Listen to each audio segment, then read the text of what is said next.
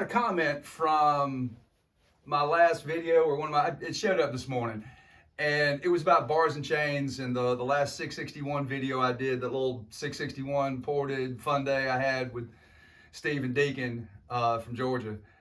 And Deacon was looking for a lightweight bar. The only thing you could find was a 63 gauge. And we talked about that a little bit. We ran two different chains in that video.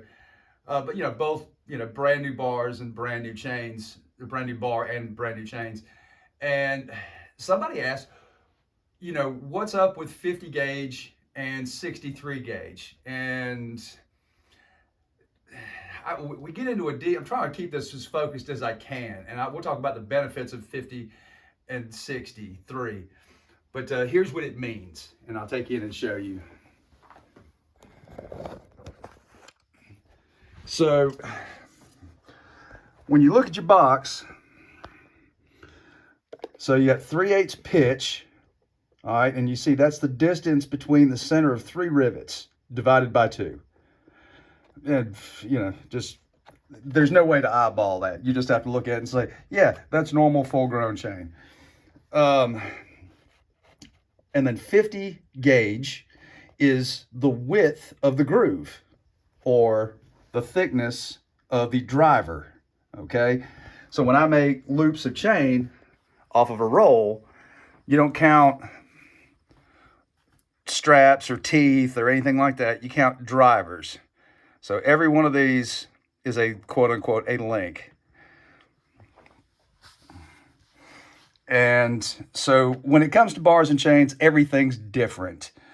Different manufacturers have, like for example, this right here, when you look at this, this is a 93 drive chain, but that's on a 28-inch bar.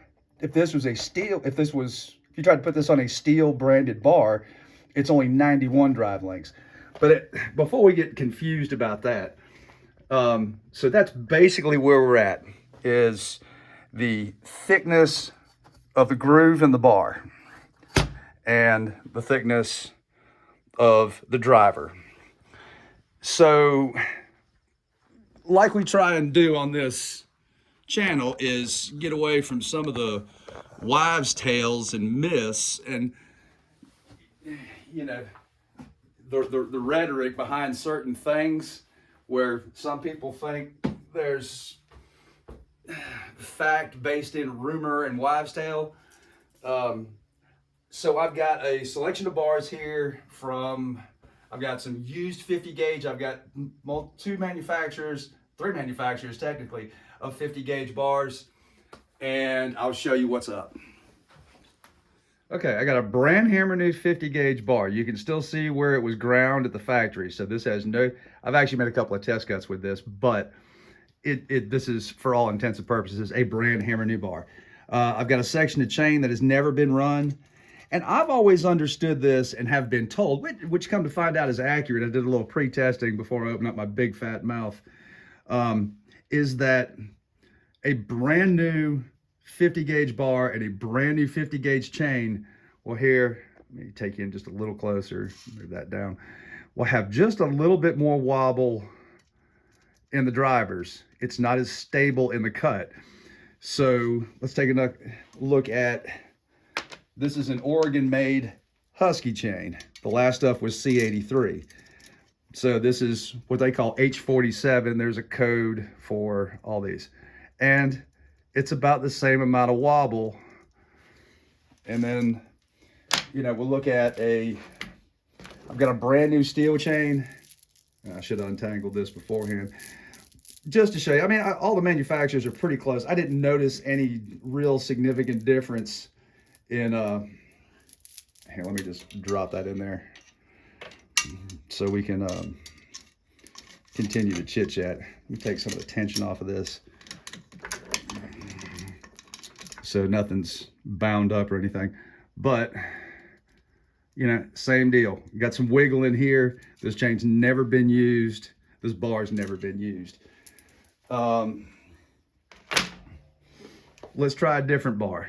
Okay, here's a Sugihara bar. Now it's got Husqvarna paint on it, but this is a Sugi bar. And let's see if the Japanese hold any tighter tolerances like they're so well known for. And here, let me move that back just a little bit. It's about the same. Still got that wobble in there. I don't need to go through the, and here's just a plain old Oregon chain.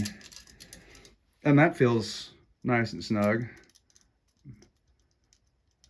About the same. Steel bar, let's take a look at one of those.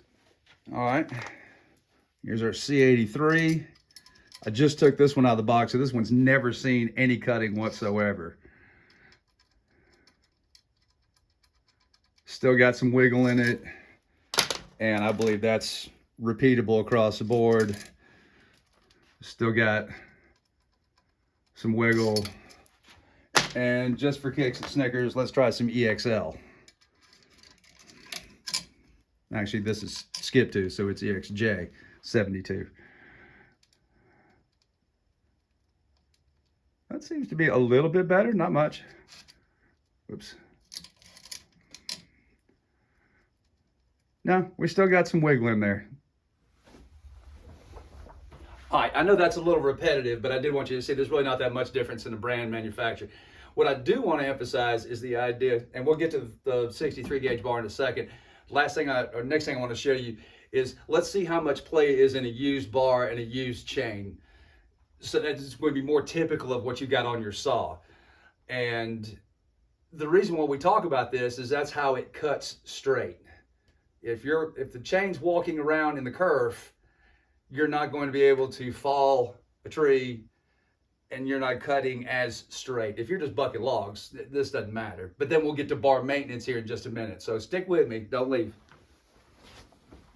All right, here's one of my test bars that I use. And I have dressed this bar in the past, and I don't know if we can get in there close enough. There's a burr on this side that I can feel. It's more noticeable here, and this is where you get a lot of your wear, is as the chain is setting into this groove. There must be more tension right here, but you can see that raised lip right there, and it's definitely noticeable. And all the way down the bar, you can feel that lip. I think you can see right there. There's that raised area right there. If you don't dress your bar, you are going to get, some excessive wear on the bottom of your straps. I don't have one that really shows that, but if you look at a well-worn chain on a well-worn bar that hasn't been maintained, then you're going to start chewing up brand new chains quick, fast, in a hurry when these rails aren't true. Moreover, because these rails have to be perfectly flat and 90 degrees from here, that keeps your cutters up in the air. So when your groove either A, starts to wear out, or your rails are wearing uneven, you'll get even more slop. So let me put you back in the tripod. We'll zoom in. Whoa, look out. And let's go in nice and tight right here. And I'm gonna put a well-worn chain into a well-worn bar and see how much this walks around. This thing got more dirt on it than it does anything else. So we'll do that. Make sure you can see me here. But you've got even more wiggle room. So here's what I've got. And I've had a couple people ask me where to get this doohickey. This is a bar rail dresser. It is made by Preferred. And here is their part number. I guess it's that EDP number, or it's the number below it. If you go to your Husky dealer, I can give you a Husky part because that's one of their partners that they use.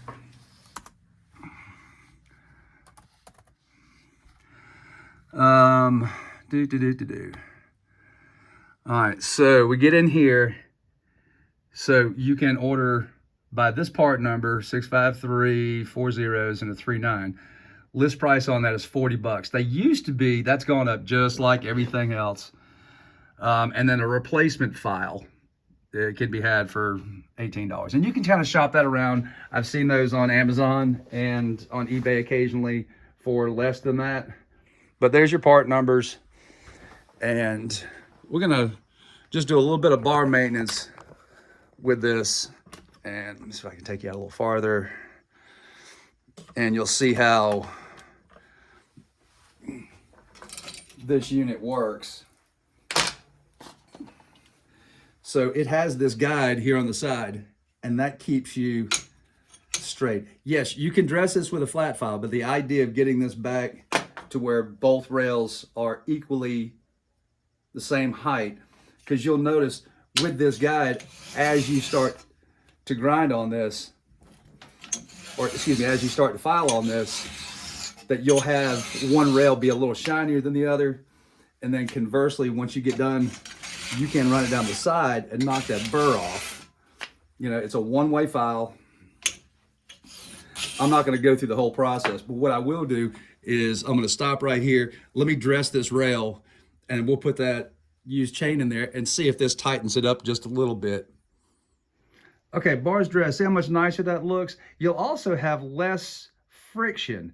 If you ever feel your bar after you cut, if it's hot, then there's extra, as long as you're using, you know, a decent oil to lubricate, and, you know, the oiler on your chainsaw is working properly, your bar shouldn't be really hot. If your bar's hot, then there's extra friction in between your chain and your bar that the oil can't make up for. So let's throw this old well-used chain back in here and see if that improves how much this walks around. It's still moving a good bit, but I mean, that may just be because the chain's wore out. Let's just throw a piece of brand new chain in here and see if this is actually going to, a little bit more wiggle, but I think it is better. It feels somewhat more stable. Now, let's get onto the 63 gauge bar, and I'll show you why, especially on longer bars and making, you know, falling cuts, that 63 gauge is where it's at. Okay, this is a bar that I bought off of eBay. It was set up for 404 chain, so I just changed the tip out to a 3/8. I actually got a killer deal on this. Now, this bar is not brand hammer new, but you can still see the grind marks on it. I've made a handful of cuts with this bar. And let me roll this 63 gauge chain in here and show you what I'm talking about. Here, I'll zoom in a little bit. It's so steady. And this is typical. You'll do this. You can take a brand hammer new bar and chain. Here, let me set you down. As I've demonstrated in this with, I think this is, yeah, here's another 63 gauge chain. This one's brand new. This is 75 EXJ. And again, it's just so much more, I don't know why. It's not like the tolerances are any tighter. I just think there's more rigidity in the driver. I don't think it has anything to do with the bar. I just think it's such a better design than 50 gauge. All right, let's recap what we talked about. You know, and I think that demonstrates, regardless of what 50 gauge bar we used, and this is the only 63 gauge bar I have, but it just shows you how much more stable the 63 gauge is. So when you're creating your notch, you're cutting straighter. You're not walking the cut. It's not wandering from where you are trying to dig in and make that notch, or making a large back cut. You're going to cut straighter with 63 gauge. It's a West Coast thing. I don't see very much 63 gauge here in South Carolina. I don't think there is a dealer I can go to that will sell me a loop of chain in 63 gauge or have a bar on the shelf that's 63 gauge. Everybody here runs 50 gauge. It is what it is. Always have, always will, but that's what's available too. If you're a stump nerd and you want to improve your stumps and your cuts, your notches, and be more precise in your felling, then 63 gauge will definitely help. Firewood, don't worry about it. Keep doing you. But regardless what you cut, go take a look at your own personal bar and see how worn the rails are. You can try and dress it with a flat file. You just have to be careful. Make sure that you are staying, a perfect 90 degrees, because the idea of these rails is to keep your teeth straight. If they're off to one side, then they're going to be skipping, and you may actually pull in the kerf. Even with a brand new chain, it may not cut as straight because the chain's leaning one way. When I dressed this bar, there was noticeably one rail that was lower than the other. When I started running that file in the jig over that, one rail was getting shiny and the other rail I wasn't even touching. So you got to keep filing until both rails are nice and shiny, square up the sides, and another finish cut over the top. Doesn't take long. The tool's not that expensive. It lasts.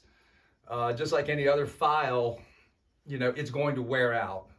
But that thing cuts phenomenal, and they're really high grade. Preferred makes some of the best files in my opinion. Anyway, that's it for today on Bars and Chains. I hope I answered some questions, enlightened you a little bit. If you learned something, throw me a thumbs up, and I'll see you in the next one.